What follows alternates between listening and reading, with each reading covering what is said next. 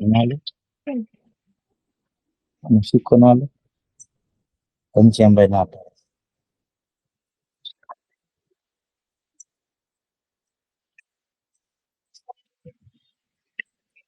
वंदे गौ मातरम वंदे जीसीसीआई द्वारा प्रस्तुत गोकुलम कार्यक्रम की 17वीं कड़ी में फिर से आपका स्वागत करते हैं। जिस तरह गौ आधारित अर्थव्यवस्था और गौ संरक्षण के लिए कार्य करने वाले अनेक विशेषज्ञों से हम इस कार्यक्रम में मुलाकात करते हैं और आपको नई नई जानकारियां उपलब्ध करवाते हैं। इसी क्रम में आज हमारे बीच जुड़े हैं श्री रमेश रूपा रेलिया जी, जो गिर गौ जतन संस्थान के संचालक हैं। और आप सुनेंगे तो आपको आश्चर्य होगा कि किस तरह 1,000 रुपए से लेकर 2 लाख रुपए तक किलो के घी का आप उत्पादन अपने मार्गदर्शन में करवाते हैं। और न केवल भारत अपितु 123 देशों तक आपकी पहुंच है। आपके संबंध में विस्तृत जानकारी हम प्राप्त करेंगे जीसीसीआई के पुरीश कुमार जी से, लेकिन मैं पुरीश कुमार जी से अनुरोध करूंगी कि जैसी अपनी परंपरा है हम आरंभ करते हैं सुरभि मंत्र से।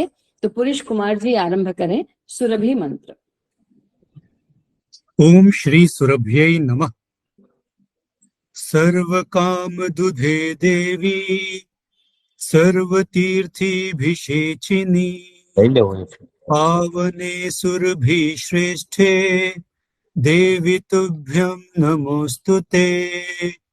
लक्ष्मीर्यालोकपालना धेनुरूपेण संस्थिता घृतं वहति यज्ञार्थ मम पापम व्यपोहतु। ओम श्री सुरभ्यै नमः। आप सभी का गोकुलम में बहुत बहुत स्वागत है। हमारे बीच में रमेश भाई रूपा रेलिया जी हैं, जो गिर गौ जतन संस्थान के माध्यम से गौ सेवा तो करते ही हैं, साथ ही गौ उद्यमिता को इन्होंने एक बिल्कुल अलग ही नया आयाम दिया हुआ है। कई दशकों पूर्व जब वो पहली बार काम की तलाश में बाहर आए थे, तब शुरुआत में उनको मेहनत मजदूरी ऐसे अन्य कामों में अपनी जीविका का माध्यम खोजना पड़ा था, मेहनत करनी पड़ी थी। लेकिन जब अंत में उन्होंने गौ सेवा को या गाय के माध्यम से समृद्धि कैसे पाई जाए, जब इस क्षेत्र में उन्होंने अपना काम करना शुरू किया तो उनके ऊपर गौ माता की अच्छी कृपा हुई और देखते ही देखते आज वो भारत के सबसे बड़े गौ उद्यमियों में से एक बन चुके हैं।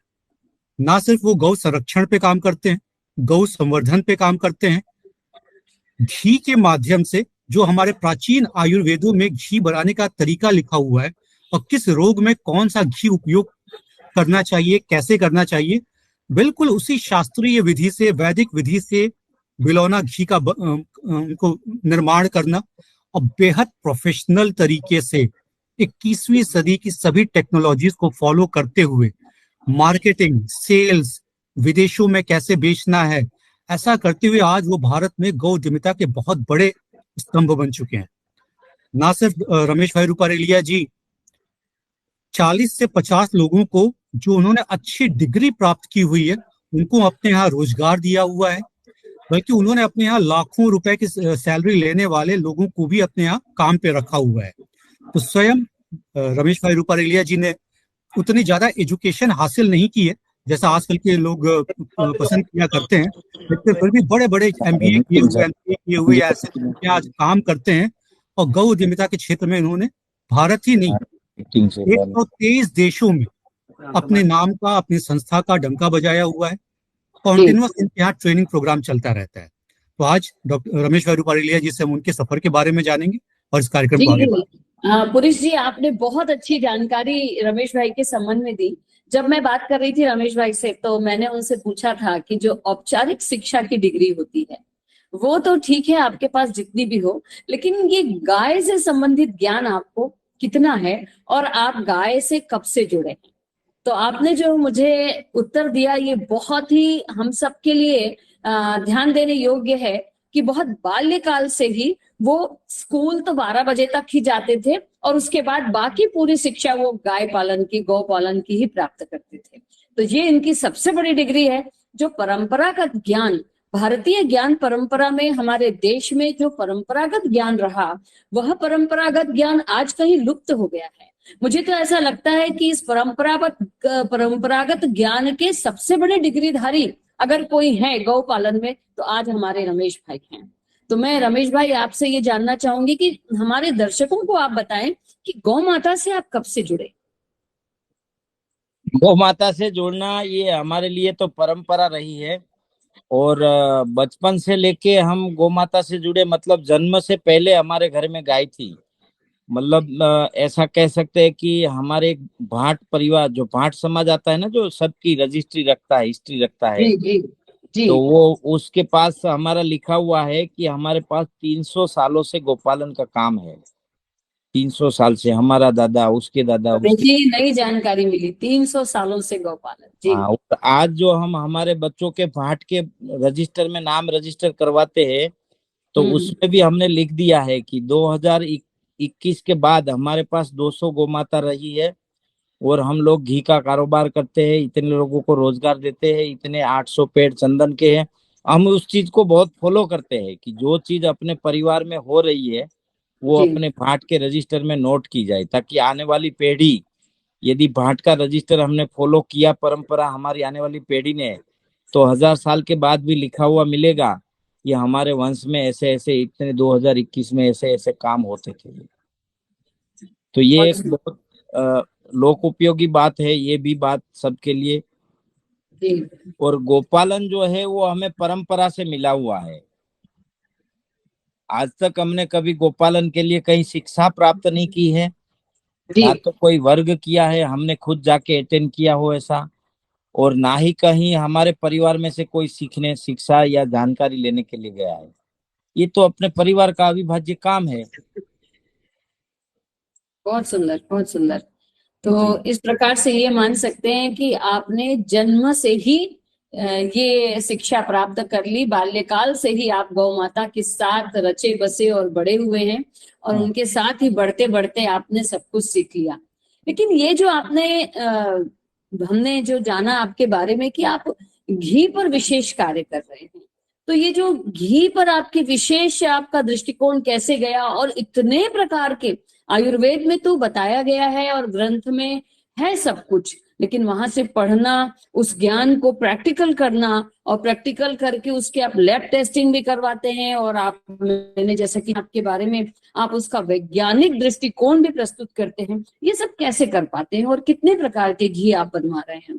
हाँ, देखिए ऐसा है, गोपालन हमारी जरूरत है। जब हम रोजगारी के लिए, रोजगारी गांव में जमीन बिक गई, मकान बिक गए, गहने बिक गए, तो हम रोजगार की तलाश के लिए, एक गोंडल छोटा सा शहर है, 1.5-2 लाख की जनसंख्या वाला, उसमें रोजगार के लिए आए थे। तो यहाँ एक जैन परिवार को जरूरत थी खेती को संभालने वाले की, मुझे खेती की जरूरत थी, हम्म तो दोनों का समन्वय हो गया, संकलन हुआ, अच्छा रहा। परंतु उसमें डालने के लिए हमारे पास पैसे नहीं थे। जैसे केमिकल से खेती करे तो उस समय 420 रुपया का डायमोनियम फॉस्फेट डीएपी का एक थैली आता था, 50 किलो का, उसको खरीदने के पैसे नहीं थे। तो हमने बहुत ट्राई किया, लेकिन जब इंसान टूटता है ना, तो अपने भी साथ छोड़ देते हैं। काफी लोगों ने मदद की भी है, बहुत नजदीक के लोगों ने साथ छोड़ दिया था। तो हमने क्या सोचा, अभी किसी से पैसे मांगने से बेहतर है कि अपनी गौ माता है और बैल है, उसका गोबर गोमूत्र पिलाने का चालू करें, क्यों ना कर दे। हम किसी की भीख मांगने से तो अच्छा है ये करें। तो जब हम गांव छोड़ के आए, तो गांव में भी हमने एक संस्था चलाई थी, श्री रामगढ़ बापू गौ सेवा ट्रस्ट, उसमें भी आज 300 से अधिक गाय पल रही है। तो वाह। वो गांव छोड़ के हम आ गए, अभी हमारे दोस्त लोग उसको चलाते हैं। पर हमारा गाय के प्रति रुझान बहुत था, रुचि बहुत थी, सम्मान बहुत था, समझदारी गाय की और हमारी समझदारी एक दूसरे की बहुत थी। तो हमने गोबर और गौमूत्र पिलाना चालू किया। जैसे हमारी माता जी एक गोबर का ढेर करके ये नाली के पास बैठ जाती, और उसमें चूर कर करके पानी के साथ बहाती रहती, और हम उधर पानी पिलाते रहते। तो ऐसा करते करते एक वो कुछ लो आइडियाज भी मिले जीवामृत बनाने का। फिर वो बनाना चालू किया। और हम जिस प्रकार से खेती कर रहे थे उसमें एक बार भी उत्पादन में गिरावट नहीं आई हमारी। जो आसपास के लोगों की जितनी प्रोडक्शन होती थी, जैसे मूंगफली उसकी होती थी, उतनी ही हमारी होती थी।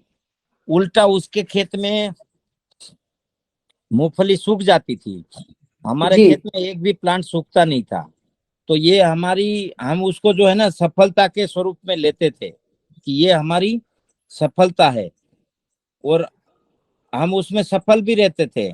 कोई भी क्रॉप लगाते थे तो पास वालों का जितना केमिकल पेस्टिसाइड यूज करने वाले का जितना होता था उतना ही हमारा होता था, उसमें कोई गिरावट नहीं आई। तो फिर पूरे परिवार की श्रद्धा मजबूत हो गई। फिर हम तो गाय का गोबर गोमूत्र ही लेते थे, दूध जी। के ऊपर हमारा ध्यान था ही नहीं। फिर हमने जो है समाज में जैसे रिलेटिव वाले, हम किसान परिवार से, गोपालक परिवार से, तो आसपास में अपने रिलेटिव में सब में गाय तो होती है। तो उसको हम बोलते थे कि जो रिजेक्शन गाय है आपकी, किसी के पास जैसे टॉप क्लास पेडेग्री वाली गाय है और उसके हम्म चारों थन बंद है, तो उसको हम ले आते थे। हम्म उसको हम ले आते थे। और हमें तो गोबर मूत्र ही चाहिए, गोबर गोमूत्र। तो ऐसे ही कर करके हमने 5 साल में 30 गाय इकट्ठी कर ली थी। अच्छा। फिर वो गाय सब हीट में आती थी। तो हमने सोचा कि ये गाय जब हीट में आती है और हमारे पास नंदी नहीं है तो गाय फेल होती जा रही है। तो हमने एक बछड़ा लाए, बहुत टॉप क्लास भाडवा दरबार साहब की ब्लड लाइन का बछड़ा लाए थे। माउंट आबू आबू रोड में गौशाला थी हमारे आदरणीय परम पूज्य पुष्पेंद्र प्रसाद जी की, वहां से। तो वो समर्थ नाम का बछड़ा था, उस सारी गाय को प्रेग्नेंट कर दिया। तो जो बच्चे जन्मे वो तो बंद थन वाले नहीं जन्मेंगे ना, दूध वाले ही जन्मेंगे, उसके थन तो चालू रहेंगे।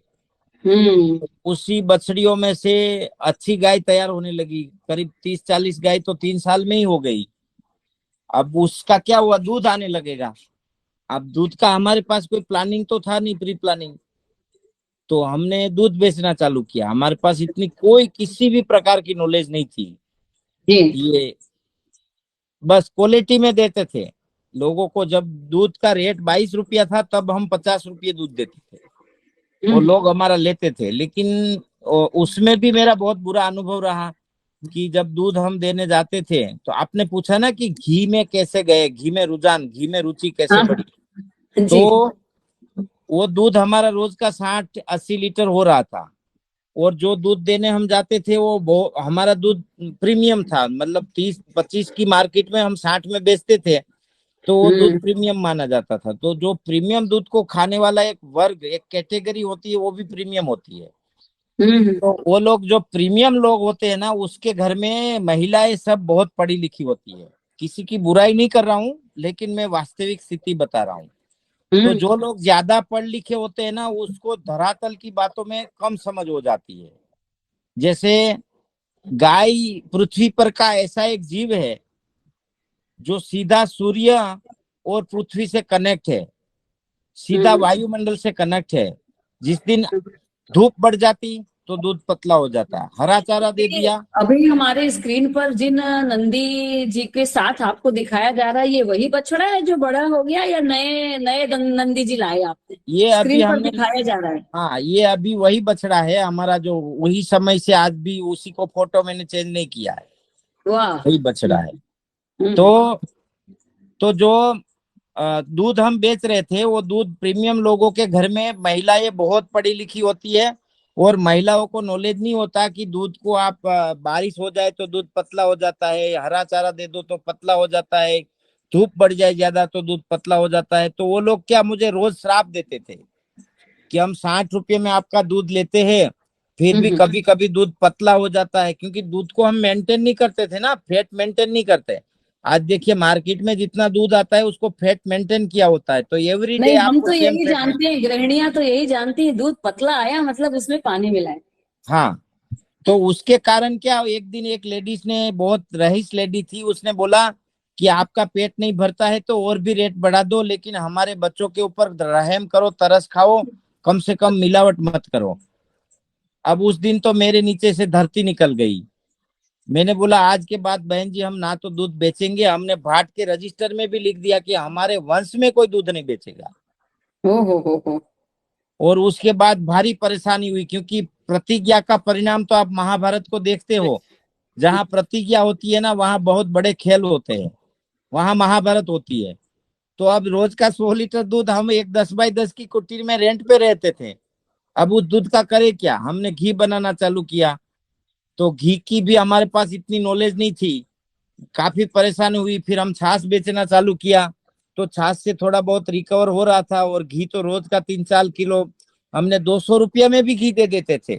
कुछ ज्ञान नहीं था, ना तो हम पढ़े लिखे थे, कुछ भी नॉलेज नहीं था, छाछ बेच के रिकवर करते थे। तो धीरे धीरे धीरे धीरे घी को हम एक वेबसाइट बनाए और वेबसाइट के माध्यम से बेचना चालू किए। फिर भी पुनीश बच जी, रहा जहां था। तक हम जानते हैं रमेश भाई का बिलौना विधि से घी बनाने का कुछ काम है ना? जरूर पहले अभी वो अभी बिलोना नहीं विस्तार था। से बात करेंगे। जी जी पहले जी वो, जी जी जी। फिर समय बदलता गया, हमारे पास ऐसे लोगों की रिक्वायरमेंट आने लगी वेबसाइट के माध्यम से कि हमें हाथ का बिलोना का घी चाहिए। जब अच्छा। हम 300-500 में घी बेचते थे तब वो हमसे 1500 में लेते थे। तो एक प्रकार का हमें मोटिवेशन मिलता था। तो धीरे धीरे हमने बिलोना का सर्जन किया, जो इलेक्ट्रिक ड्राइव से चलता है और उसमें चंदन की लकड़ी है और वो 9 चक्कर आगे लगाता है, 9 चक्कर पीछे लगाता है। और जी। मटके में दही का मंथन होता है, घर्षण रहित मंथन, मक्खन तैयार होता है। तो वो भी हमको समाज ने सिखाया। ये चंदन की लकड़ी का भी एक कस्टमर आया था बेंगलोर से, वो बोले कितना भी पैसा ले लो, मुझे चंदन की लकड़ी से दही को मंथन करो, उससे ओके। मक्खन निकले। वो उस समय हम जब 1200 में घी बेचते थे तब उसने 5000 का मांगा, वो बोले मेरे से अच्छा। 5000 ले लेना। तो वहां पे वो मोटिवेशन मिला। तो स्टेप बाय स्टेप समाज ने ही हमें सिखाया है। फिर ये घी की जी। क्वालिटी बनाना एकदम परफेक्ट हो गया। ये बिलोना का संशोधन हमने किया, आज हम हाँ। बिलोना भी बेच रहे हैं। अच्छा, हाँ, महीने में 20-25 बिलोना बना के बेच रहे हैं, लोग ले रहे हैं। यानी और किसी को अगर ये आपका जो इजाद किया हुआ बिलौना है जिसमें चंदन की लकड़ी लगी है तो ये मिल सकता है? हाँ, मिल सकता है, वो हम बेचते हैं। उसमें अभी हमने कई लकड़ियों का, जब आयुर्वेद का अभ्यास हुआ तो कई लकड़ियों का आविष्कार कर दिया। जैसे अरे वाह। चंदन की लकड़ी, पीपल की लकड़ी, बरगद की लकड़ी, आम की लकड़ी, नीम की लकड़ी, रक्त चंदन की लकड़ी, ये रगत रोइडा की लकड़ी, पलास की लकड़ी, ये जी सबकी जी। अलग अलग सबकी अलग अलग गुणवत्ता है, सबका अलग अलग गुणधर्म है, सबका सागवान की, शीशम की, सबका अलग अलग फायदा है।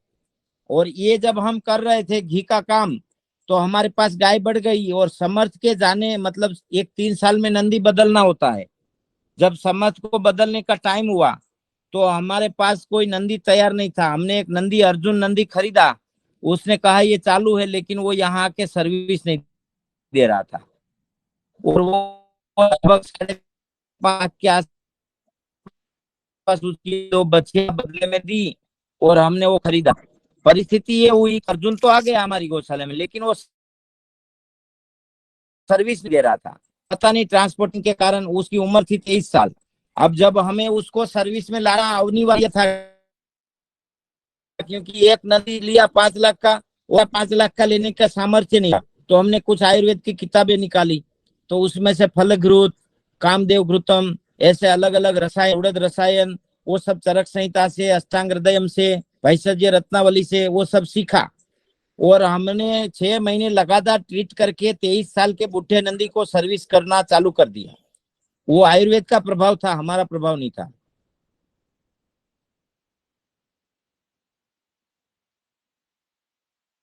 तो लोगों ने उसको 1-2 दिन में 5 लाख लोगों ने देखा एक वीक बहुत में। बहुत सारे कॉल्स आए। उसके बाद लोगों का, तो मैंने वैसे भी वो जो लिया था वो शास्त्र तो इंसानों का था, आयुर्वेद जो चरक संहिता वगैरह था, कुछ जी भी नहीं कर जी।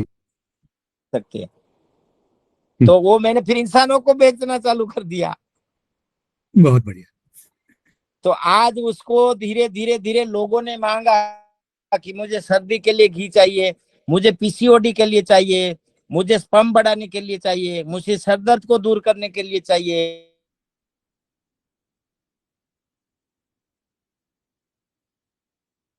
करने के लिए चाहिए, मुझे नेत्र तर्पण चाहिए।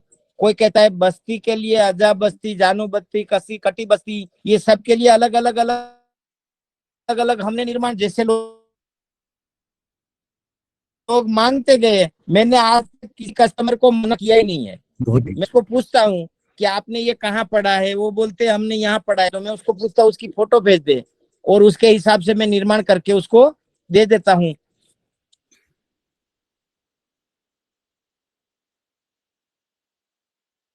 घी है हमारे पास, और जब हम घी बनाते तो घी बचता था कि नहीं पता था, तो उसको हमने हर्ब में कन्वर्ट कर दिया। तो आज रोज का हमारा 20 किलो घी बनता है और रोज का 20 किलो बिक जाता है, ओनली वेबसाइट के माध्यम से। जब हम गो आधारित खेती करते थे, नहीं थे, गाय के गोबर गौमूत्र से खेती करते थे, तो एक साल हमारी 35 लाख की प्याज हो गई। उस समय वल्लभ भाई खिरिया गो आयोग और गोचर विकास के चेयरमैन थे, और नरेंद्र भाई आदरणीय प्रधानमंत्री जो अभी है वो हमारे उस समय के मुख्यमंत्री थे। तो एक बहुत बड़ी योजना चलाई थी, और नीति विषयक रूप से उसके सारे डॉक्यूमेंट्स क्लियर करके हमें 10 लाख की सब्सिडी मिली थी। 10 गाय किसान रखता था तो उसको 10 लाख की योजना मिलती थी। उस योजना के तहत हमने, जब वो 35 लाख की प्याज हुई थी, तो एक खेत खरीदा, 27 लाख में खेत खरीदा, और बाकी बचे हुए पैसों से गौशाला निर्माण कर। गौशाला निर्माण में गुजरात गौ सेवा का सहयोग रहता था। वो जितने ऑफिशियल डॉक्यूमेंटेशन के साथ सब्सिडीज मिलती थी, वो सब सब्सिडीज का हमने उसमें लाभ लिया, और गौशाला का निर्माण किया नए खेत में। जहां आज यूनिट खड़ा है, यहाँ 125 लोगों को रोजगार मिलता है, 40 से अधिक लोग पढ़े लिखे रोजगार पाते हैं, 250 गौ माता का गोपालन हो रहा है। बहुत बढ़िया। और 140 में यहाँ से प्रोडक्ट एक्सपोर्ट किया जाता है। बहुत अच्छा सर, एक बार हमारे दर्शकों को आप फिर से बताएं कि जो घी बनाने का की सही प्रक्रिया होती है। मतलब मैं अभी अलग अलग बीमारियों के लिए अलग अलग तरह की घी की बात नहीं कर रहा हूँ। एक नॉर्मल सामान्य प्रक्रिया जो बिलौना घी बनाने की होती है, उसके बारे में एक बार जरा विस्तार से हमारे दर्शकों सबसे को पहले घी उसी को कहा जाता है घृत आयुर्वेद में, कि गाय को तृप्त, संतुष्ट और खुश रखा जाता है। गाय को सीजन के हिसाब से चारा दिया जाता है। गाय के बछड़े को जितनी बच्चों की जितनी रिक्वायरमेंट है, मैं नहीं कहता हूं पूरी गाय का दूध पिला दो, आखी गाय का पिला दो, आधी गाय का, क्योंकि यदि आपका दूध ज्यादा है तो बच्चे को लूज मोशन हो जाएगा। तो जितनी बच्चों की रिक्वायरमेंट है उतना बच्चों को पिलाते हेत प्यार से। उसके बाद का जो दूध बचता है, उस दूध को निकलने के बाद उसको गुनगुन गर्म किया जाता है। आपके क्षेत्र की जो, उसको मिट्टी के मटके में लकड़ी की मंथनी से, आगे पीछे घूमने वाली मंथनी से, उसके अंदर जो लैक्टोबैसिलस बैक्टीरिया होता है उसको मारे बिना उसका मक्खन निकालो। उस मक्खन को एल्यूमिनियम ने ना गर्म करके, कलाई वाला पित्तल या लोहा, सबसे पहली प्रायोरिटी मिट्टी की है। यदि मिट्टी का बर्तन नहीं है तो लोहे में, लोहे भी आयरन छोड़ता है, लेकिन लोहे से छोटा आयरन मनुष्य को नुकसान नहीं करता। अच्छा, तो वो आयरन युक्त घी है, वो कभी नुकसान नहीं करता। और उसमें भी हल्की आंच में, यदि आप और माइक्रो में जाओगे तो उसमें कौन सी लकड़ी डालते हो, क्योंकि मैं साइंटिस्ट तो नहीं, परंतु हमारी माताजी रोटी बनाने में यदि नीम की लकड़ी यूज करती है तो रोटी कड़वी हो जाती है। वो कई लोगों को पता होगा जिन्होंने गांव में चूल्हे पे रोटी खाई है, उसको चीज में आता है वो फाइनल है। तो लकड़ी कौन सी यूज करते हो, मैं तो कहूंगा कि गोबर के उपले यूज करें। गोबर के उपले सर्वश्रेष्ठ है। उससे जो आग और धुआं निकलता है वो वायुमंडल का शुद्धिकरण भी करता है, और उसके गुण तत्व घी में भी आता है। और उसको इतना पकाए कि जो उसके अंदर जो खट्टापन है, जिसको क्या बोलते हैं, जिसको हम कोई लोग मेल भी बोलते हैं, मक्खन का मेल ऐसा भी बोल सकते हैं, वो उसमें हल्की सी माइनर लालीपन आ जाए, जिसको क्रीम बोलते हैं, हल्का सा ब्राउन कलर हो जाए माइनर, तब उसको नीचे उतार लेना है। ब्राउन कलर की शुरुआत हो जाए तो समझ लेना कि मक्खन अब पूरा पक गया है।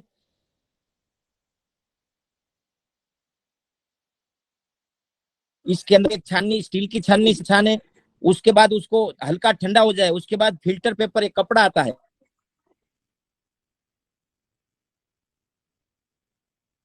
फिर तो कपड़े से छाने। उसके बाद उसको रखने की भी विधि है। यदि आप उसको रखना चाहते हो या तो पैकिंग करके बेचना चाहो, तो उसको अलग अलग जो पैकिंग का आपका मटेरियल है, जैसे 250 ग्राम की बोतल, 500 ml की बोतल, सबसे उत्तम है मिट्टी की बर्तन। पर मिट्टी के बर्तन में ट्रांसपोर्टिंग पॉसिबल नहीं है, तो आप उसको कांच की बोतल में उसको भर दो। घी को, अब आपने पूछा ही है तो वो मेरे दिमाग में जो चैनल है उसको क्लियर कर देता हूँ। ये मैंने जो बताया घी बनाने का तरीका, अब उसको रखने का भी विशेष तरीका है। आजकल गोपालक के ऊपर हमला कर देते हैं। घी को कभी फ्रिज में नहीं रखना चाहिए। फ्रिज में रखा हुआ घी, आयुर्वेद कहता है, जहर का काम करेगा, आपके किडनी और लीवर से पास नहीं हो पाएगा, वो वहां रुक जाएगा। भी एक बार उबाल लिया, उसके बाद उबालना नहीं चाहिए। यदि आपने उबाल के घी को लाल कर दिया तो वो घी भी नुकसान कर सकता है शरीर के अंदर। घी को बार बार छेड़ना नहीं चाहिए। जैसे आपने 1 किलो की बोतल ली घी की, उसमें आप दिन में 10 बार चम्मच घुसाओगे या तो उंगली घुसाओगे तो वो घी अपना स्वभाव छोड़ देगा। ब्रह्मांड की सबसे सेंसिटिव आइटम हो तो घी और दूध है, वो जरा भी छेड़छाड़ी सहन नहीं कर सकता। घी को आप खाली धूप में रख दो तो घी उसका कलर छोड़ देगा, उसका सुगंध भी छोड़ देगा, सफेद हो जाएगा। तो घी के बहुत सारे नियम है, घी खाने का भी बहुत सारे नियम है। घी शरीर के अंदर के 5 प्रकार के प्राण से शरीर चलता है। 5 प्रकार के प्राण में एक ही घी को अलग अलग तरीका से खाना चाहिए, ऐसा वाग्भट ऋषि ने कहा है। जब तक हम, एक चीज है, जैसे आपके पास 5 लाख का माइक्रो मोबाइल है लेकिन उसको चलाने का तरीका नहीं जानते हैं, तो उसका पूरा यूटिलाइज आपको मिलेगा नहीं। ऐसे ही घी है। अब अपान वायु डिस्टर्ब है तो घी कैसे खाना, समान वायु डिस्टर्ब है तो घी कैसे खाना, उदान प्राण डिस्टर्ब है तो घी कैसे खाना, आपका शरीर का प्राण अनबैलेंस है तो घी कैसे खाना, आपका उदान प्राण डिस्टर्ब है तो घी कैसे खाना। जब तक ये चीज को आप समझोगे नहीं, तब तक आपको गाय के बारे में कुछ भी जानकारी नहीं है, ऐसा समझना। रमेश भाई, ऐसा लग रहा है आपको सुनकर कि आपके ज्ञान को प्राप्त करना है ना, तो आपके ट्रेनिंग अटेंड करनी पड़ेगी। और पुरी जी, जहां तक आपकी हमारी बात हुई थी, कुछ ट्रेनिंग सेशंस भी चलते हैं रमेश भाई के। अभी चालू है, कल चालू हुआ, 5 दिन का ट्रेनिंग है। तो ये इनके बारे में जरा विशेष तरीके से अगर आप हमारे दर्शकों को बता पाए कि कितने कितने दिनों के कोर्सेस और कब कब आपके यहाँ पे होते हैं, तो हमारे दर्शक इसका लाभ ले पाए। हमारी ट्रेनिंग हर प्रति 2 महीना में एक बार होती है। 2 महीने पहले डेट डिक्लेयर हो जाती है। और 4 दिन की गोपालन की होती है, 3 दिन की गोपालन की, 1 दिन की पंचगव्य की उपयोगिता। मनुष्य शरीर में 5 तत्व है, जैसे पृथ्वी, जल, अग्नि, वायु और आकाश, और 5 प्राण है मैंने अभी बताया। तो उन सबको कहाँ किस चीज को लेने से, किस तरीके से लेने से, किस प्रकार का शरीर के अंदर उसका वो जो रोगों के सामने लड़ता है या तो रोगों को पूरा नेस्त नाबूद करता है, वो उस प्रकार से उसको लिया जाए तो गाय का घी 1 ग्राम 1 लाख का काम कर सकता है। हमारे पास उसके यूटिलाइज की नॉलेज नहीं है। तो ये जो ट्रेनिंग प्रोग्राम है वो ये 3 दिन गोपालन, एक दिन पंचगव्य के उपयोग और पीछे का 2 दिन व्यापार, शोषण मुक्त व्यापार। आप किसी का शोषण किए बिना कैसे पंचगव्य का व्यापार कर सकते हैं, गाय का भी फायदा, आपका भी फायदा, और आपका पंचगव्य उत्पाद खरीदता है उसका भी फायदा। तो इस प्रकार से हमारी ट्रेनिंग रहती है। 4-5वें दिन फ्री हो जाते हैं मतलब। तो आप विस्तार से ये भी आयुर्वेद के अनुसार घी की ट्रेनिंग दिया करते हैं कि कब कैसे घी खाना चाहिए, कैसे बनाना चाहिए, किन बर्तनों में रखना चाहिए। बिल्कुल बिल्कुल, ये प्रोग्राम का भाग है, ये ट्रेनिंग बहुत प्रोग्राम का एक भाग है ये। बहुत बढ़िया। अच्छा, आप घी के अलावा अन्य क्या क्या मतलब गाय से जुड़ा काम करते हैं? अब क्या आपके कुछ अन्य उत्पाद भी हैं घी के अलावा? हाँ, घी के अलावा एक तो हम छोटा छोटा रिसर्च करते रहते हैं जी। कि पूर्णिमा का गोमूत्र, अमास का गोमूत्र, अष्टमी का गोमूत्र, बारस का गोमूत्र, और गोमूत्र आम के पेड़ में, अर्जुन के पेड़ में, सीताफल के पेड़ में, मिर्ची में, बैंगन में, गोबर के साथ गोमूत्र, गोमूत्र के साथ भस्म देके क्या फायदा, गोमूत्र के साथ धतूरा मिला के स्प्रे करने से क्या फायदा, गोमूत्र के साथ चक्रमर्द मिला के क्या फायदा, वो सब हम करते रहते हैं हमारे लेवल पे। उसमें जो अच्छा लगते है उसको हम यूट्यूब में डाल देते हैं, बाकी का भूल जाते हैं। तो एक तो ये काम भी होता है। अब गोबर से आसन बनाना, सबसे पहला गोबर से आसन हमने बनाया था और बना के छोड़ देते हैं। अभी मेरा दिमाग चलता है गोबर से टोपी को बनाना चाहिए, क्योंकि आज का इंसान सबसे ज्यादा रेडिएशन से परेशान है। तो रेडिएशन से कैसे बच सकता है, तो गोबर रेडिएशन का रोधक है, प्रतिरोधक है। तो गोबर की टोपी पहनने से इंसान रेडिएशन फ्री रह सकता है। गोबर से अलग अलग जो हमारी एनआरएलएम की महिलाएं, गुजरात सरकार की 1,40,000 बहनों के साथ हमारा एमओयू हुआ है ऑफिशियल कलेक्टर के साथ। तो उसकी जो प्रोडक्ट है वो भी उसको बेचने, लगभग 5,000 से अधिक आइटम है हमारी एनआरएलएम की बहनों की। उसका भी मूल्य बनाना, उसको 10 रुपये जो अभी सस्ते में बेच रहे हैं बिल्कुल पानी के रेट में, उसको 60 रुपये में कैसे बेच सकते हैं, वो उसको सिखाना, उसको ट्रेनिंग देना। और इस प्रकार से एक स्टेप बाय स्टेप घी की आइटम हो गई। अभी हम अलग अलग हर्बल छाछ बनाने की कोशिश में लगे हैं।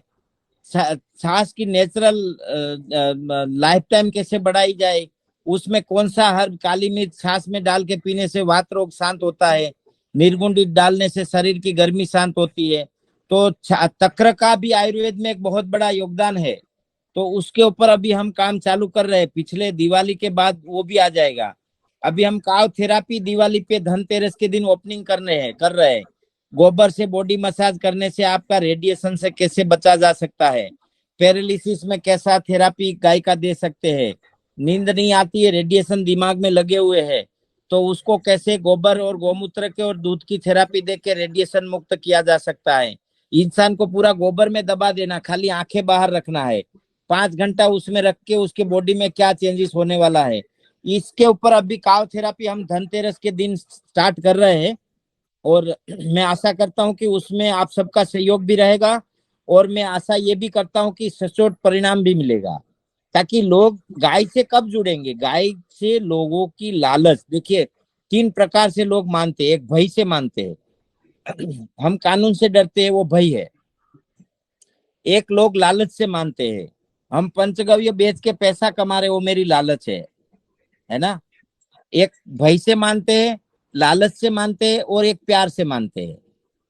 तो लालच में सब कोई लालच आ गया। आप घी डालो नाक में तो माइग्रेन दूर होता है, आपका पेट खराब है तो प्रोबायोटिक घी खाओ तो उससे फायदा है। तो इस प्रकार से अभी हमारा प्रोबायोटिक घी में भी काम चल रहा है। मुझे लगता है अगले 20 दिन में प्रोबायोटिक घी भी हम लॉन्च करेंगे। उसमें डॉक्टर कर्मवीर यादव जो भारत सरकार के वरिष्ठ वैज्ञानिक है, उसको हमने कंसल्टेंसी दे रखी है, और काफी सारे लेबों में ये काम चल रहा है। तो हम लोग जो है पंचगव्य तो कर ही रहे हैं, साथ में थोड़े थोड़े छोटे मोटे रिसर्च भी कर रहे हैं। एक वीडियो मैंने डाली थी, मोबाइल को गोबर में घुसा दो तो डिस्कनेक्ट हो जाता है, नेटवर्क से डिस्कनेक्ट हो जाता है गाय के गोबर में। अभी भैंस के उसमें घुसाया तो बचता है, एचएफ के उसमें घुसाया तो भी बचता है। तो ये बहुत बड़ा साइंस है, और उसके ऊपर मैं आशा करता हूँ और प्रार्थना भी करता हूँ कि भारत के सभी वैज्ञानिक, भगवान ने उसको कौशल्य और सामर्थ्यता और ज्ञान दिया है, तो गोबर गौमूत्र के साथ भी थोड़ा थोड़ा रिसर्च करते चले, उसका जो करते वो भले करे, साथ में ये करते चले। तो हम लोग लगभग 200 से 40 240 से अधिक आइटम बनाते हैं पंचगव्य से। बहुत तो बढ़िया। रमेश भाई, जैसा कि आप जानते हैं कि अपने जीसीसीआई में हम डॉक्टर वल्लभ भाई कथिरिया जी के मार्गदर्शन में बहुत अच्छा गौ संरक्षण गौ संवर्धन के क्षेत्र में कार्य कर रहे हैं। आप जी। गौटेक में भी पधारे थे, आपका जी। आगमन हुआ था। तो आपके गौटेक को लेकर क्या अनुभव है, और जीसीसीआई के साथ मिलकर आपकी जो भविष्य की योजनाएं हैं उसको अपन कैसे सफल कर सकते हैं?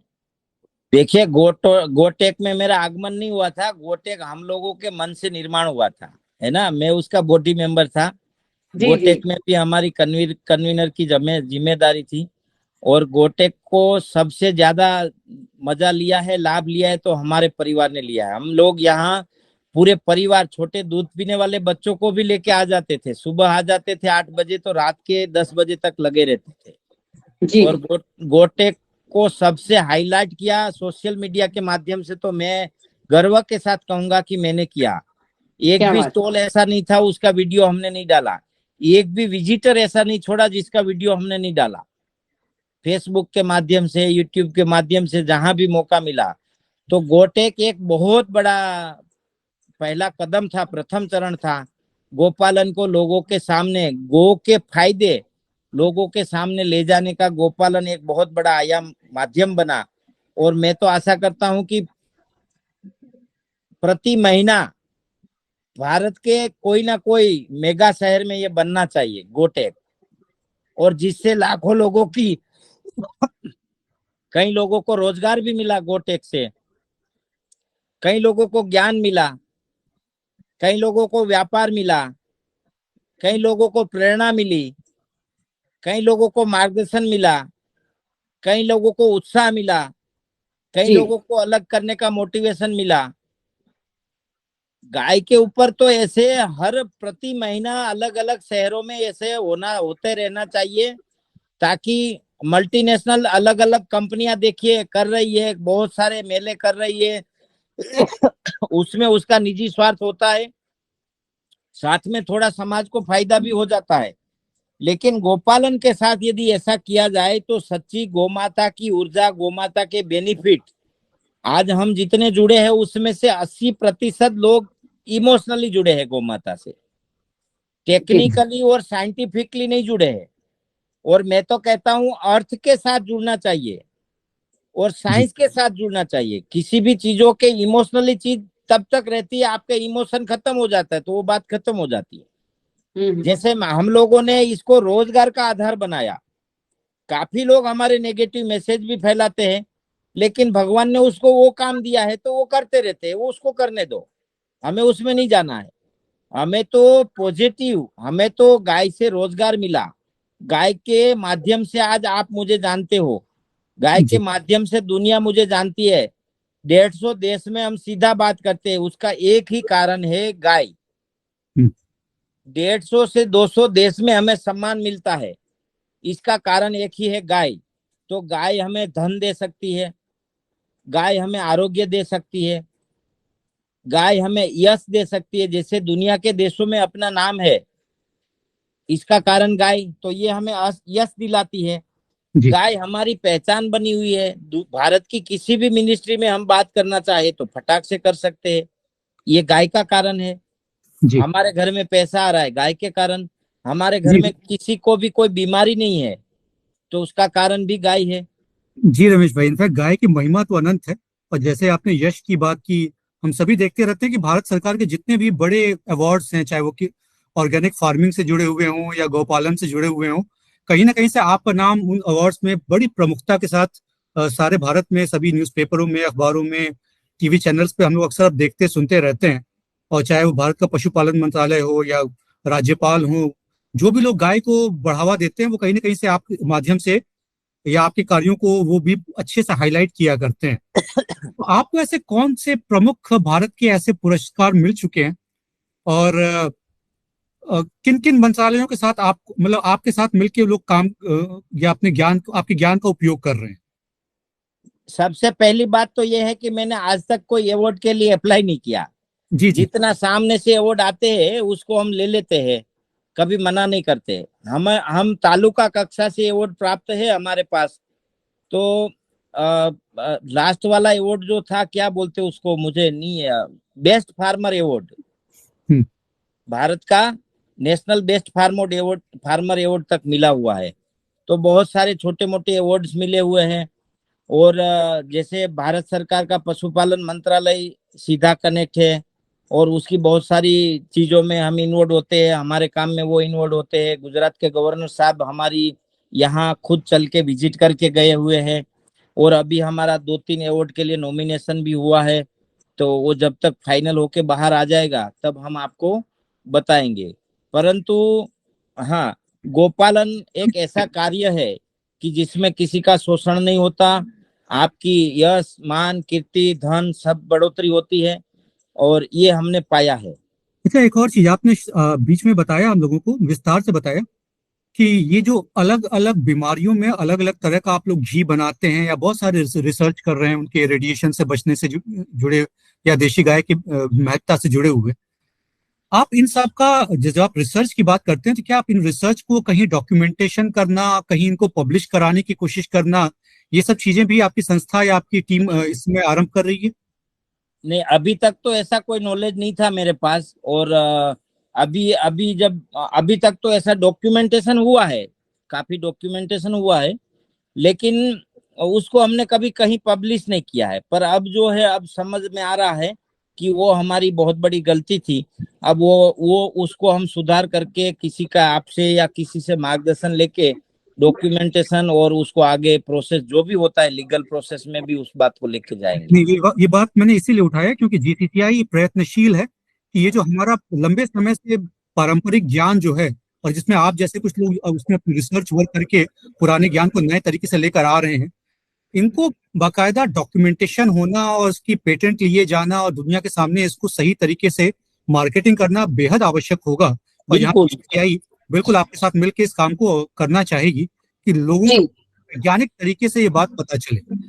जी। अच्छा, पुरेश जी, बात को आगे बढ़ाते हुए मैं भी जरा अपने रमेश भाई जी से यही कहना चाहूंगी कि आयुर्वेद के किस ग्रंथ से कौन से विषय को लेकर किस रोग के लिए या किस स्वास्थ्यवर्धन के लिए इन्होंने इस प्रकार का घी तैयार किया है, इस पर डॉक्यूमेंटेशन अगर किया जाए और उन्होंने जो कुछ किया है उस पर अगर वो कहें तो आप और हम सब मिलकर, हमारी टीम इस पे काफी अच्छे तरीके से लिख के और अपने पोर्टल पर, अपने सारे जगहों पर इसको हम प्रसारित और प्रचारित कर सकते हैं और काफी अच्छा काम हो सकता है। क्योंकि जो परंपरागत ज्ञान है उसको सामने लाने का प्रैक्टिकली उपयोग करके काम तो रमेश भाई कर रहे हैं, लेकिन इसको लिखित रूप में आने वाली पीढ़ियों तक पहुंचे और ऑथेंटिकली बहुत प्रमाण के साथ सामने आए, इसके लिए भी हम सब प्रयास करने के लिए इनके साथ हैं। और साथ ही बात को आगे बढ़ाते हुए पुरीश जी, जैसा कि हम जानते हैं कि बहुत से देशों में आपका संपर्क है, बहुत से देशों तक आपके प्रोडक्ट की डिमांड है, तो मेरी क्यूरियोसिटी ये है कि किस प्रोडक्ट की ज्यादा डिमांड है विदेशों में और किस देश में ज्यादा डिमांड है हमारे भारतीय नस्ल की गायों और उनके उत्पाद की, ये हम रमेश भाई से जाने तो बहुत अच्छा होगा। दीदी, ये आपका सवाल बहुत सही है, और ये विषय बहुत मोटा है कि इसके ऊपर अपन 1 महीना बैठ के चर्चा करें तो भी खत्म नहीं होगी। परंतु जब हम, फॉर एग्जाम्पल मैं कहूंगा कि अपान वायु किसी का डिस्टर्ब है तो कितनी बीमारियां होती है। जैसे अपान वायु डिस्टर्ब है तो सबसे पहले सेक्सुअल डिसऑर्डर, बच्चे नहीं बनना, स्पर्म नहीं बनना, दासी लोग स्पर्म नहीं बनना, बीज नहीं बनना, पीरियड साइकिल अपसेट रहना, पीरियड में फ्लो बढ़ना, पीरियड में ब्लड बहना, बवासीर, घुटनों का दर्द और पेनियों का दर्द, ये बीमारी अपान वायु डिस्टर्ब से होती है। अब सब में अलग अलग, जैसे आपको घुटनों का दर्द है तो अस्थि श्रृंखला घृत खाना है भोजन के पहले आधा घंटा सुबह। जैसे सेक्सुअल डिसऑर्डर है तो फलघृत खाना है भोजन के पहले आधा घंटा। जैसे आप प्रेगनेंसी में प्रॉब्लम है तो सोमघृत खाना है भोजन के पहले आधा घंटा। जैसे बवासीर है तो काशी शादी घृत बबासीर पे लगाना है। बबासीर एक पानी का पोटा है, काशी शादी घृत उसको पिघला देगा। और ये से जब माइक्रो में जाएंगे तो 5 प्रकार के प्राण मेन है, उसके सब प्राण है करके तो 10 प्रकार के प्राण, 10 प्रकार के प्राण डिस्टर्ब होने से आपको 50 प्रकार की बीमारी होती है। मेन बीमारी शरीर की 50 बीमारियों में ऋषि मुनियों ने अलग अलग घृत का निर्माण किया है जी। अब सबके तरीके अलग है, सबका प्रकरण अलग है, संदर्भ अलग है। जैसे मैं आपको बात करूंगा घी की, सबसे ज्यादा वेराइटी ऑफ घी है एक रस रत्नाकर किताब में। मैं अभी किताब भी बताऊंगा आपको। आ दूसरी बुक रही लो तो पहली रस रत्नाकर, सबसे ज्यादा घी के बारे में बताया गया है अष्टांग हृदयम। वाग्भट ऋषि ने घी को लिखा है मेघ्यवर्धक, मतलब दिमाग को तेज करता है, बुद्धि को तेज करता है, बलवर्धक बल बढ़ाता है, तेजवर्धक तेज बढ़ाता है, ओजवर्धक ओज बढ़ाता है। ये रस रत्नाकर नाम की किताब है, आप देख रहे हैं। क्या बात। इसके अंदर 40 से अधिक घी बनाने का विधि है, 40 से ज्यादा। दासी वाली भैंसज्य रत्नावली, भैंसज्य रत्नावली 20 से अधिक घी बनाने का विधि है। चरक संहिता, ये भैंसज्य रत्नावली में आपको दिखा रहा हूँ जी। भैंसज्य रत्नावली के अंदर 25 से अधिक घी बनाने का विधि है। ये चरक संहिता, चरक संहिता पूरा आपको 0 से लेके अंत तक ले जाओगे तो 240 प्रकार के घी बनाने का विधि सिखाता है। ये अष्टांग हृदयम है, कौन से गाय का घी कब खाना, दूध कब खाना, मक्खन कब खाना, कैसा मक्खन, कैसा फायदा, ये सब इसमें है। तो इस प्रकार से वो सहस्त्र नाम नहीं है बुक थी, वो पुना थी मगावेली। तो एक किताब जो है महत्वपूर्ण है, और सभी किताब जेरोक्स वाली से जो नहीं आ रही सभी किताबों के या बे आदा नाथरियो ने नीचे ई बे ले लियो, हाई बे ले लियो, हाई ई से ने ई नहीं बीजी से वांधो नहीं भले। ये सभी प्रकार के जो किताबें हैं, हाँ ये जेरोक्स वाली एक किताब में अभी आपको दिखाता हूँ, इसमें 150 से अधिक घी बनाने का विधि है। ये सहस्त्र योगम, बहुत बढ़िया। एक किताब में लगभग 200 से अधिक घी बनाने का विधि है। जी जी जी, क्या बात है। हाँ, तो ये सारंगधर है, सारंगधर संहिता। बहुत बढ़िया। इसमें करीब 20-21 घी बनाने का विधि है। तो जैसे मेरे पास लोग डिमांड रखते हैं तो मैं उसको कहीं ना कहीं से ढूंढ के निकाल के उसका घी बना देता हूँ। तो ये आपकी पूरी टीम ने इन किताबों का अध्ययन किया हुआ है या बेसिकली अभी आप ही इन चीजों को करते करवाते हैं? ये किताबों के ऊपर तो हमारे परिवार का ज्यादा फोकस है, बाकी लोग जो है इतना नहीं है। और स्टाफ का क्या है, स्टाफ तो बदलते रहते हैं ना जी। तो फिर भी मेरे साथ लगभग देश के 1100 से 1200 वैद्य जुड़े हुए हैं, जिससे मैं सलाह मशवरा लेता रहता हूँ और बड़े प्यार से उसको गिफ्ट में घी भेजता रहता हूँ।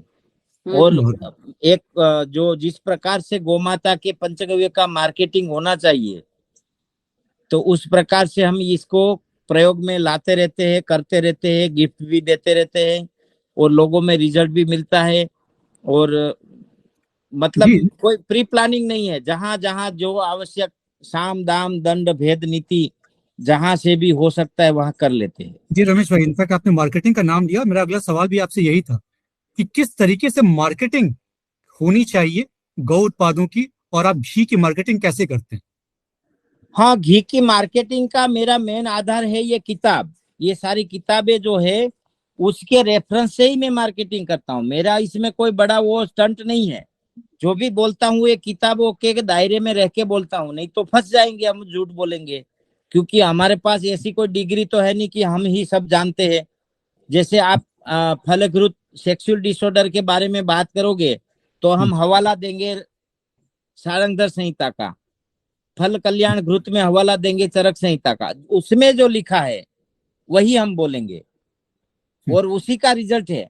क्वालिटी मेंटेन करते वो मेरा काम है, उसमें हम कभी चोगड़े पांचड़े नहीं करते। कभी गाय जो बनाते बनाते घी में कोई वेरिएशन आ गया कोई गलत प्रकार की खुशबू आ गई तो हम सीधा उसको गाय को खिला देते हैं। अच्छा। हाँ, तो क्वालिटी बहुत अच्छे से मेंटेन करते हैं। और मार्केटिंग वाली बात है तो उसमें देखिए, बोलने में एक स्किल हमारे ये अनुभव हो गया है। दूसरी बात ये भी है कि हम सत्य को आधार बना के मार्केटिंग करते हैं, तो हमें कभी पैर कदम पीछे लेने के दिन ही नहीं आए। आज तक मैंने कभी पीछे कदम नहीं लिया कोई चीज में, क्योंकि हम झूठ को आधार नहीं बनाते। अच्छा, आप इतने लंबे समय से काम कर रहे हैं, तो आपको क्या लगता है गौ उद्यमिता के मार्ग में भारत में क्या क्या चुनौतियां हैं, और इन चुनौतियों का हम लोग को मिलकर कैसे सामना करना चाहिए? कुछ ऐसी चुनौतियां है कि जो किसान है वो नहीं कर सकता। जैसे हम घी बनाते हैं तो काफी लोग ऐसा कहते हैं कि आप नहीं कर सकते, आपके पास वो नहीं है, ये नहीं है।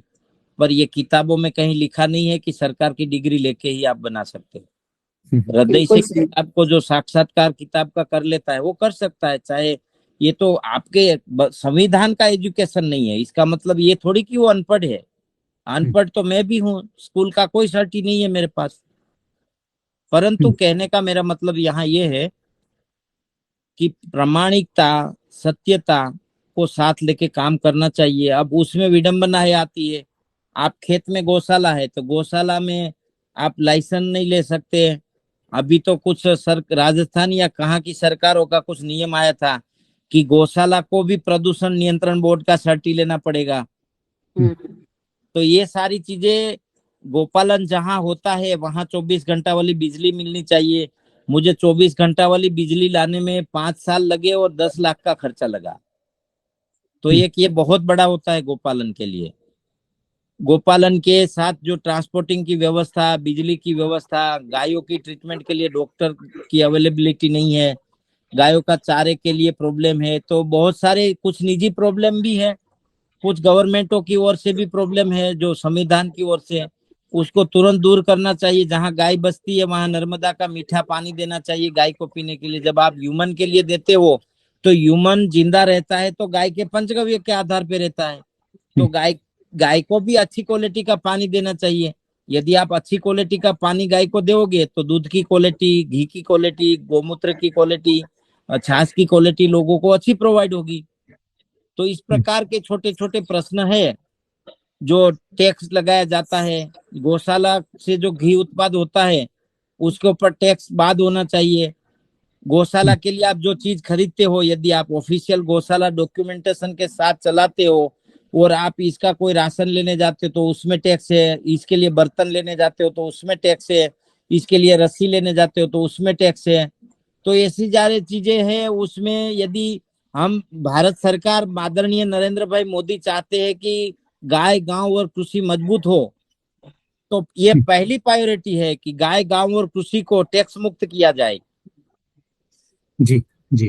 तो ऐसी चीजें हैं, लेकिन हम उसकी डिमांड लेके सरकार के सामने नहीं बैठते, हम अपना काम करते रहते हैं। आज आपने पूछा तो आपको बताया बस। नहीं, मैं आपको जी। बताऊं, अब जैसे हम लोग कुछ समय पहले भी गोकुलम प्रोग्राम में इस तरह की चर्चा उठी थी, और उसके बाद जीसीसीआई ने बकायदा संबंधित मंत्रालयों को टैक्स के बारे में, कि कहीं भी किसी भी उत्पाद पर 18% का टैक्स ना लिया जाए, मिनिमम मतलब ज्यादा से ज्यादा 5% ही लिया जाए, या फिर उसको मुक्त रखा जाए। तो अलग अलग तरह के उत्पादों के बारे में इस तरह की कुछ अनुशंसाएं, कुछ इस तरह की जानकारियां, कुछ इस तरह की मांग सरकार को जीसीसीआई के माध्यम से भेजी जा रही है। आपका भी इनपुट उन सब में हम लोग जरूर लेना चाहेंगे, जिसके माध्यम से इसको आगे बढ़ाया जाए। जी। बहुत अच्छी चर्चा हुई आज। हम लोगों को बहुत कुछ ज्ञान प्राप्त हुआ और ऐसा लग रहा है कि अभी तो ये एक सागर में से एक बूंद ही है, बाकी बातचीत होना बाकी है। आगे भी समय समय पर हम रमेश भाई को अपने कार्यक्रमों में बुलाते रहेंगे। रमेश जी, अगर कुछ छूट रहा हो, कुछ आप विशेष कुछ कहना चाहते हो हमारे दर्शकों से, तो आप जरूर कहें। साथ ही हमारे दर्शकों के लिए आपका संदेश क्या है, हम ये भी सुनना चाहेंगे। अब संदेश तो, मैं इतना बड़ा इंसान तो हूं नहीं, लेकिन मैं ये कहूंगा कि गोमाता के साथ इमोशनली काम तो किया जाता है, उसको तो हम मानते हैं, कोई बात नहीं। लेकिन वैज्ञानिक पक्ष जो उसका है उसको ज्यादा से ज्यादा लोगों के समक्ष लेके लिया जाए। और दूध, दही, घी, छाछ, मक्खन उसके खाने के एक वैज्ञानिक तरीके हैं, उस तरीकों के साथ यदि प्रचार किया जाए तो ही पॉसिबल है। खाली हम कहेंगे कि गाय का दूध पीने से नींद अच्छी आएगी, लेकिन प्याज खाने के बाद दूध पिया जाएगा तो जहर का काम करेगा। तो इस प्रकार के बहुत सारे तौर तरीके हैं और जो नियम है आयुर्वेद के नियम है, पंचगव्य के नियम है, उस नियम को फॉलो करके, जैसे मैंने आपको बताया कि 5 प्राण अपसेट है, उसमें से कौन सा प्राण अपसेट है और उसके अंदर भी पर्टिकुलर कौन सी बीमारी है और उसमें कैसे कौन सा घी खाया जाए और कौन से तरीके। मेरा ऐसा अनुभव रहा है कि सॉलिड परफेक्शन, घी का बनाने का परफेक्शन और लेने का परफेक्शन, ये 2 परफेक्शन अच्छे रहे तो वो इंसान लाइफ टाइम गाय से जुड़ जाता है। इसीलिए आज हमारे पास 1 लाख कस्टमर है, ऑफिशियली ऑन पेपर डेटा है मेरे पास 1 लाख कस्टमर का, जिन्होंने हमारा घी खाया है और वो सेटिस्फाइड है। यदि हमारा कोई कस्टमर घी से सेटिस्फाइड नहीं है तो वो कॉल सीधी मेरे पास आती है, मैं पर्सनली उसको हैंडल करता हूँ और उसके घर तक जाता हूँ कि आपने कहाँ गलती करी कि घी का रिजल्ट नहीं मिला। घी का रिजल्ट मिलना ही चाहिए, क्यों नहीं मिलता है? या तो मेरी कोई गलती है, बनाने में कोई गलती है, या तो आपके उपयोग में कोई गलती है। तो मैं उसको जड़ तक ले जाता हूँ और मेरा ऐसा संदेश है और मानना है कि वैज्ञानिक शास्त्रों के आधार, देखिए मैं शास्त्र का आधार दे रहा हूँ, मैं ऐसा नहीं कह रहा हूँ मेरा संशोधन है, हमें कोई संशोधन करने की आवश्यकता ही नहीं है। हमारे ऋषि मुनियों ने आगे एक एक किताब में 10-10 हजार साल का संशोधन लगाया है और उसी संशोधन को पूर्ण रूप से हम फॉलो करेंगे तो दुनिया की कोई ऐसी बीमारी नहीं है जो गाय के घी और पंचगव्य से ठीक नहीं होती। बस। बहुत बढ़िया, बहुत सुंदर, धन्यवाद कर दीजिए पुरीश जी। आप सबका आभार। आप सबने हमें इतने बड़े प्लेटफॉर्म पे बोलने का अवसर दिया और जिन लोगों ने मुझे सुना और सहन किया 1 घंटे तक, उसका भी मैं दिल से आभार व्यक्त करता हूं कि मेरी बात को सुना आपने हृदय से। और आपसे आशा भी करता हूं कि ऐसी साइंटिफिकली बातें पंचगव्य के बारे में, ऑथेंटिक बातें को जन जन तक पहुंचाना मेरा और आपका परम कर्तव्य है। तभी गोपालन होगा और तभी गाय बचेगी। रमेश भाई, इनफैक्ट हमारे जितने भी दर्शक वर्ग हैं उन सबको आज उन सबका बेहतरीन ज्ञानवर्धन हुआ है, क्योंकि लोग सिर्फ अभी तक मार्केट से घी लाते थे और खाते थे, बट सही तरीका भी खाने का होता है, कब खाना चाहिए, कितनी देर पहले खाना चाहिए, कैसे खाना चाहिए, इन सब के बारे में बहुत सारे लोगों ने कोई पास अभी जानकारी नहीं थी। मेरे ख्याल से इस प्रोग्राम के तुरंत बाद अब लोग गूगल करना या जानकारियां लेना या आपके माध्यम से, संस्थाओं के माध्यम से उसके बारे में और विस्तार से जानकारी लेंगे और अपने जीवन को बेहतर बनाएंगे। हमारी एक यूट्यूब चैनल भी है, उसमें भी काफी वीडियोज हमने डाले हुए हैं, हमारी वेबसाइट भी है और हमारा सोशल मीडिया के हर प्लेटफॉर्म पे हमारा कोई ना कोई वीडियो घूमता रहता है। क्या किस नाम से है बता दें तो लोग आपको सर्च करें। www.gircowcare.org ये हमारी वेबसाइट है और विदेशों के लिए अलग वेबसाइट है, देश के लिए अलग वेबसाइट है। और हमारी यूट्यूब चैनल है गिर गो कृषि जतन संस्थान, या तो आप रमेश भाई रूपारेलिया भी यूट्यूब में लिख देंगे तो भी आ जाएगा। बहुत बढ़िया, तो बहुत बढ़िया। आज आपसे हमको बहुत अच्छी जानकारियां मिली, विशेष तौर पे खूब दूध, घी, मक्खन खाइए, लेकिन वैज्ञानिक दृष्टिकोण से ग्रंथों में बताए गए मार्ग के आधार पर अगर हम इनका उपयोग करते हैं तो निश्चित रूप से स्वास्थ्य लाभ प्राप्त कर सकते हैं। आज आप हमारे कार्यक्रम में उपस्थित हुए, आपने अपना कीमती समय हम सबके बीच दिया, इसके लिए आपका हम बहुत बहुत धन्यवाद करते हैं। साथियों, अगली कड़ी में फिर इसी प्रकार के विशेषज्ञ के साथ उनकी विशेषज्ञता से हम कुछ ज्ञान अर्जित करेंगे और संवर्धन में हम कार्य करेंगे। देखते हैं अगली कड़ी में। जय गौ माता।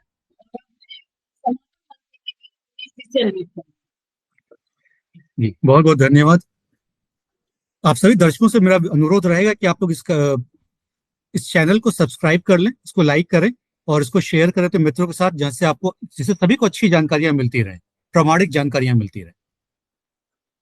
ओ असतो मा सद्गमय तमसो मा ज्योतिर्गमय मृत्योर्मामृतं गमय सर्वे भवन्तु सुखिनः सर्वे सन्तु निरामयाः सर्वे भद्राणि पश्यन्तु मा कश्चित् दुःखभाग् भवेत्।